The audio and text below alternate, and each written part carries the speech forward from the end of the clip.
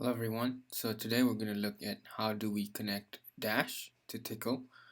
We're going to learn to unlock the wonderful world of coding through programming Dash using a great tool called Tickle. So let's begin. Before connecting Dash to Tickle, we need a few things. First, we need an iPad. Second, we need the Tickle app on the iPad. And then third, which is one of the most important things, is we need Dash. So make sure you don't forget Dash, because if you start programming with no robot, then that's going to be a bit weird. You may be wondering, where do I download the Tickle app? It's actually very simple. There are two ways to do it. You can head to the App Store and type in Tickle School Edition, and the app will look like what's in the picture. Then you can just download it. Or you can always open your iPad camera, scan the QR code in this picture, and once you scan the QR code, it's going to have a little box pop up which says View in App Store. You can click on that, and that will take you to the Tickle School Edition link in the App Store, and then you can begin downloading it. So hope everything works out well, and then you should have the Tickle app on your iPad in no time. To turn on Dash, we just click on this button here, and once it's on, it should start moving and reacting. Howdy do.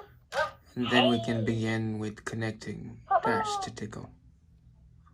So we're going to look at how we can connect Dash to Tickle, and then once that's done, we can begin the wonderful world of programming with Dash.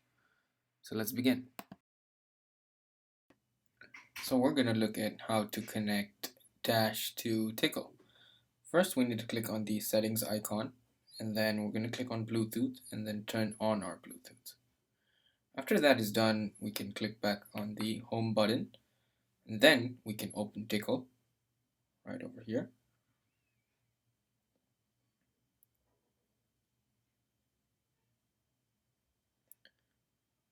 So once Tickle is open, we can click on New Project and then scroll down, and as you scroll down you'll see Dash and Dot, and then we'd like you to click on that.